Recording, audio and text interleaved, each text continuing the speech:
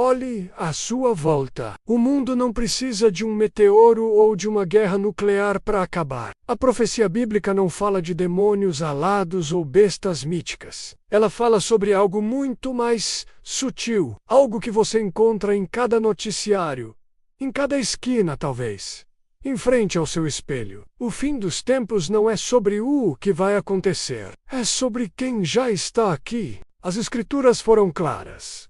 A condição da sociedade nos últimos dias seria definida pela ausência de uma única coisa. O versículo de Mateus 2, 4 e 12 é o nosso ponto de partida. Por causa do aumento da maldade, o amor de muitos esfriará. Se o mandamento central de Cristo é amar a Deus e amar ao próximo, a queda final se manifesta na ausência desse amor. Vidas perdem valor. A compaixão humana se esvai. Mas esta decadência não se limita à indiferença. A Bíblia revela 3 grupos específicos, 3 personagens dramáticos que confirmam a chegada do ato final. Eles estão em todos os lugares agora. Primeiro, o indiferente, aquele que falha em amar o próximo porque falhou em reconhecer o preço pago por si mesmo, o sangue de Cristo. Segundo, o zombador, aquele que, em vez de ser grato pelo tempo extra para se arrepender, ridiculariza a própria ideia do retorno de Deus.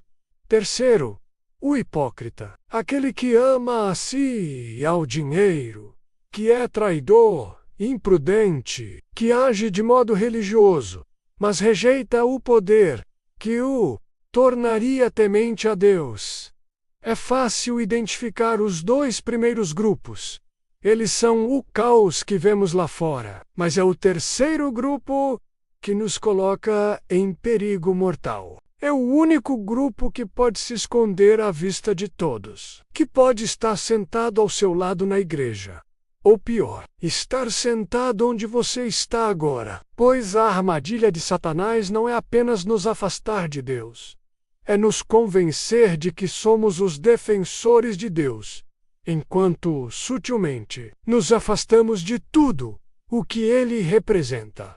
O zombador é a voz da limitação humana. Ele exige a prova imediata. Onde está a promessa da sua vinda? Tudo continua exatamente como sempre foi. Eles veem a paciência de Deus como lentidão, zombando daqueles que se preparam. Ironicamente, eles deveriam estar gratos por terem mais tempo. O tempo é o recurso mais ilusório para a humanidade.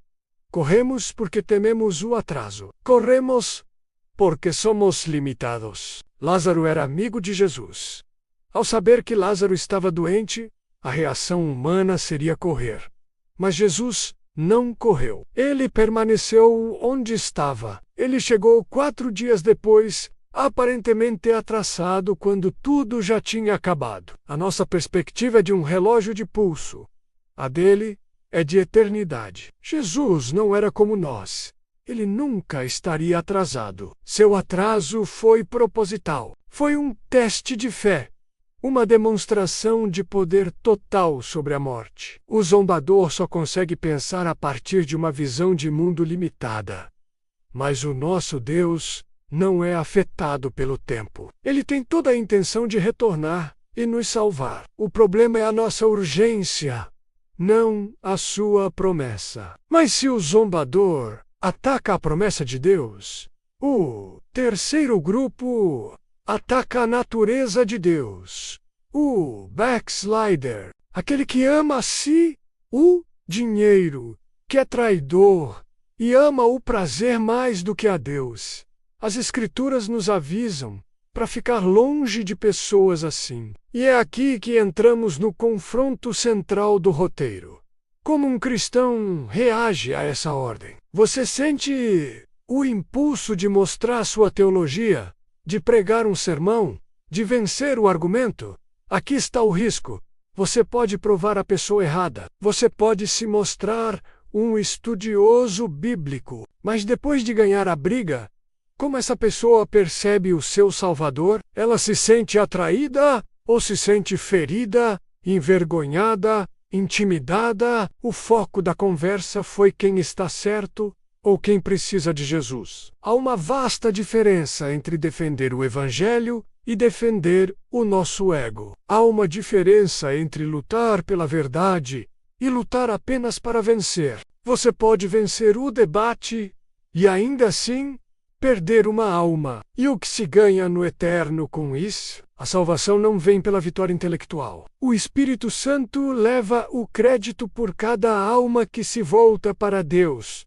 Não é nossa persuasão, nem nossa performance teológica. A palavra é clara. Sem fé é impossível agradar a Deus. Não sem argumentos. Não sem discursos impressionantes. A fé nasce no solo do amor. Ela cresce num ambiente de humildade e gentileza, onde Cristo é visível no comportamento de seus seguidores. A fé não floresce na atmosfera de orgulho, superioridade ou aspereza na língua. Muitos não se desviaram por causa de falsa doutrina, mas porque permitiram que o coração se tornasse frio, áspero e autossuficiente. É aqui que reside o perigo mais sutil. O terceiro grupo de pessoas não são apenas os descrentes. A Bíblia adverte sobre aqueles que agem de modo religioso, que parecem espirituais, mas cujos corações estão longe de Deus. É totalmente possível pregar sobre Cristo, enquanto, silenciosamente, nos afastamos de Cristo. É possível ser ativo no ministério e inativo na intimidade. Tornamo-nos cristãos profissionais, artistas treinados da fé, e sem perceber, tornamo-nos exatamente aquilo que a Escritura nos alertou para evitar. A questão é: nós também nos tornamos indiferentes? Nós também nos tornamos orgulhosos? É fácil perceber os zombadores e os amantes do prazer no mundo. Mas a grande questão que define o nosso tempo é: nós também começamos a amar o conforto mais do que o sacrifício, o aplauso mais do que a obediência, a aparência mais do que a autenticidade? Os fariseus não sabiam que eram fariseus. Eles acreditavam ser os defensores da verdade, mas estavam longe do coração de Deus. O orgulho cega. O momento em que você diz: eu nunca serei como eles, é o momento em que o desvio já começou. Nunca estamos além da correção. Nunca estamos além do arrependimento. Especialmente agora, nestes últimos dias, o teste final não é olhar para fora, para a condição espiritual do mundo. É olhar para dentro. É examinar a condição espiritual da sua própria alma. Você ainda ama Jesus mais do que a opinião dos outros? Mais do que estar certo?